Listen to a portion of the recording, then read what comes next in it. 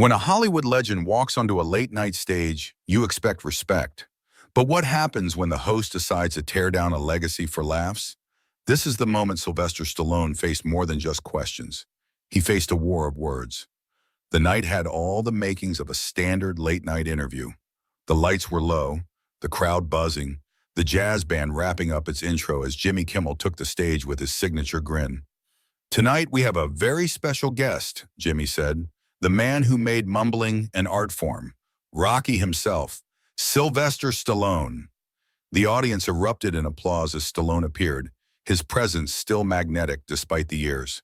Dressed in a sharp black blazer over a deep maroon shirt, he waved to the crowd and took his seat beside Jimmy, offering a polite smile. "It's good to be here," Stallone said, voice gravelly as ever. "Good to have you, Sly," Jimmy said, leaning forward. I was told you'd be bringing wisdom, experience, a few unintelligible syllables, and maybe a protein shake." The audience laughed politely. Stallone chuckled, but his eyes narrowed slightly. "Well, I left the protein shake backstage," Stallone replied. "Didn't want to outshine your green juice," Jimmy smirked. "Touché. So let's talk about your new movie, another action flick? Or did you finally decide to make something with plot?" Stallone kept his expression neutral. "It's a story about redemption. A veteran confronting the ghosts of his past. Something that speaks to real-world pain." "Deep," Jimmy said with mock awe. "And here I thought it was just another reason to flex those biceps on screen." The crowd tittered. Stallone didn't laugh. "Sometimes pain needs muscle," he replied evenly. "Not to show off, but to carry the weight." The temperature dropped slightly. Jimmy looked amused. "Wow, that's poetic. Did Rambo teach you that, or was it Rocky?" Stallone leaned back. "Funny, I always thought comedy should punch up, not down." Jimmy raised his eyebrows, surprised by the jab. "Just having fun," he said quickly. "Don't want to get body slammed on live TV." "Don't worry," Stallone said. "I only hit when it's scripted." The tension was building. The studio audience sensed it. So, what started as banter was shifting into something sharper. Jimmy tried to steer things lighter. "Well, let's go back. The first Rocky film. You wrote it in 3 days, right?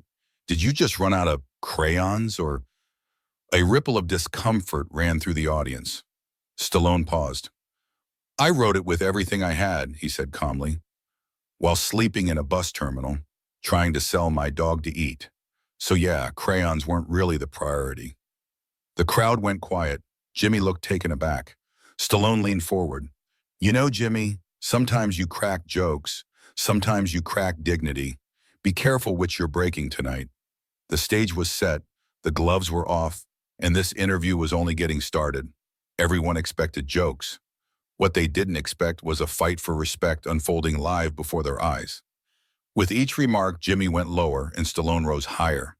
Jimmy leaned back, smiling, as if nothing had just happened. "You know, Sly, you should do stand-up. That comeback was almost intelligible." Stallone didn't flinch. "And you should try sincerity sometime. It might shock your audience." The crowd let out an audible "ooh," sensing the tension ratchet up. Jimmy, clearly enjoying himself, pressed further. "Let's be honest. You've made more sequels than Hollywood has original ideas. Ever think of just letting it go?" Stallone crossed his legs slowly. "I keep telling stories people want to hear. Maybe that's the part that bothers you." Jimmy chuckled sarcastically. "Or maybe it's that you keep playing the same guy with a new haircut." Stallone's gaze sharpened. "Better than being a new haircut with the same jokes."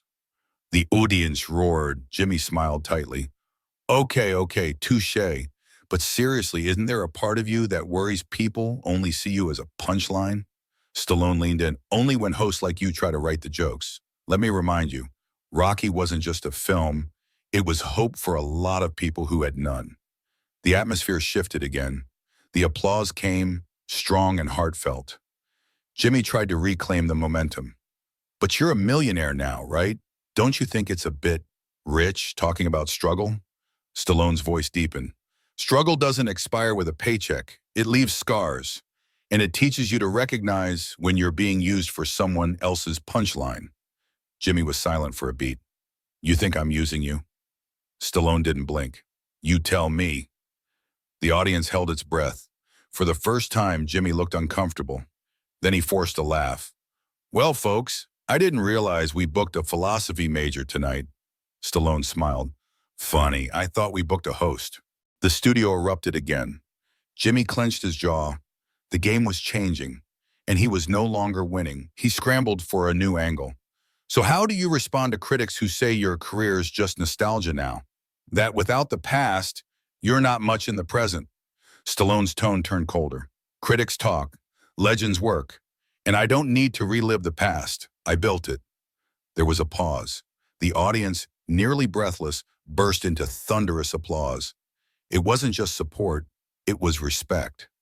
Jimmy finally leaned forward, trying one last time. Come on, Sly. Can't you take a joke? Stallone's smile faded. Can you take the truth? Silence, the kind that swallows a room whole. And then Jimmy looked at the camera, forcing a grin. We'll be right back after this short break. If Stallone doesn't punch me before then.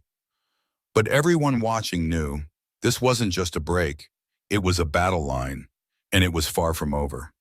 When words start cutting deeper than expected, even the strongest can feel the heat. But Stallone doesn't flinch. He responds with the force of a man who's had to fight his whole life just to be heard. The commercial break ended and the lights snapped back on. Jimmy straightened his jacket and put on his polished grin. We're back with the one and only Sylvester Stallone, he said, voice syrupy. The man, the myth, what is it now, 80-something-year-old action figure? Stallone let the audience laugh unmoved. Better to be molded in stone than made of plastic, Jimmy. The crowd applauded again, louder this time. There was a shift in the studio, a divide, Jimmy noticed. Well, I have to say, Jimmy said, pretending not to feel it, your fans are loyal, almost aggressively so, like they think you're still that scrappy underdog from Philly. I am, Stallone said simply. I just wear better shoes now. Jimmy scoffed. But come on, Sly. Haven't we moved past the whole underdog thing? Isn't it time to hang up the gloves, literally and metaphorically? Stallone looked him straight in the eye. You ever tell a soldier to hang up his boots because the war makes you uncomfortable? Jimmy blinked. The air got heavy. I don't think making a Rocky IX qualifies as war. It does when you're fighting cynicism, apathy, and the belief that people like me can't still inspire. The audience burst into applause. Stallone's voice, steady and calm, carried weight. Jimmy attempted another jab. So what you're saying is it's not ego, it's mission? No, Stallone said, it's responsibility. To remind people that you don't stop because the world tells you to. You stop when you decide you're done. Powerful words, Jimmy nodded, then added quickly, spoken like a man trying to sell a box office ticket. Stallone's eyes hardened. You know, Jimmy, you keep trying to turn this into a punchline. Maybe because deep down you're afraid someone might take me seriously. The crowd erupted. Jimmy sat back, visibly rattled now. You want to know what scares me, Sly? Jimmy said, feigning calm. It's that people think your on-screen persona is who you are, that Rocky is real. Stallone leaned forward slowly. Rocky is real, not just because I wrote him, but because millions of people saw themselves in him. He's a mirror, Jimmy, something you clearly avoid looking into. The silence that followed wasn't awkward. It was electric. The tension had crystallized, and everyone knew it was going to explode. There's a point when even the most composed man decides enough is enough. And when Sylvester Stallone stood up, the entire world watched. The air was leaden when Jimmy leaned back and said, So, Sly, what's next? A line of anti-aging supplements? Maybe a reality show? Keeping up with the comebacks? The audience chuckled weakly, but there was hesitation now. They felt it. The moment had changed. Stallone exhaled slowly. You know, Jimmy, it's funny. You sit in that chair and poke fun like it's armor. But at some point, the jokes stop being clever and start becoming noise. Jimmy shrugged. It's just TV, man. You know that. Stallone's voice dropped. Maybe that's the problem. You treat everything like a punchline, even the people who came here with a story worth telling. A hush swept through the room. Jimmy chuckled nervously.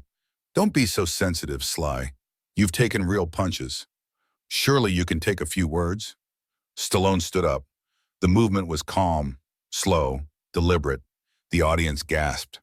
"I've taken enough," he said, "and I've given enough to this industry, to this audience, to the spirit of what real storytelling is about."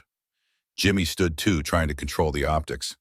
"Hey, where are you going? We're not done." Stallone turned to the crowd. "But I am." The audience was silent, then applause erupted. Not out of shock, out of solidarity. Jimmy tried to laugh it off. "Don't worry, folks. Next week we'll have someone with a sense of humor." Stallone paused at the edge of the stage. "Next week, try having someone with a soul." He began to walk off, but just before he disappeared behind the curtain, he turned back one last time. His eyes scanned the studio, those years of battles, comebacks, and quiet dignity rising behind his gaze. "You know," he said slowly, "I've spent a lifetime building characters who fight for something. Maybe it's time Late Night did the same." The camera tried to follow him, but the image cut awkwardly to Jimmy, left blinking, unsure how to recover. Backstage, a camera crew caught Stallone as he walked past stunned crew members. Several clapped. Others nodded. One young intern whispered, "Thank you." Twitter erupted. Hashtags like #respect, Stallone and #Late Night Gone Wrong began trending worldwide. Memes flooded the web. A still of Stallone standing proud as the caption read, "Strength isn't loud, it's dignified." The segment was replayed endlessly on news outlets, dissected by pundits and praised by fans. Even celebrities chimed in, actors, directors, athletes, offering their admiration. Stallone hadn't just walked out of a studio, he had walked into history. What started as just another late-night appearance turned into a moment of raw confrontation, one that exposed not just egos, but values. Stallone didn't storm out in anger. He walked out in dignity, and the audience, both in the studio and across the globe, knew they had just witnessed something real. Who was right? Who went too far? Let us know in the comments. And if you want more stories that pull back the curtain on celebrity moments the world can't stop talking about, subscribe now. This wasn't just another talk show episode. This was a turning point,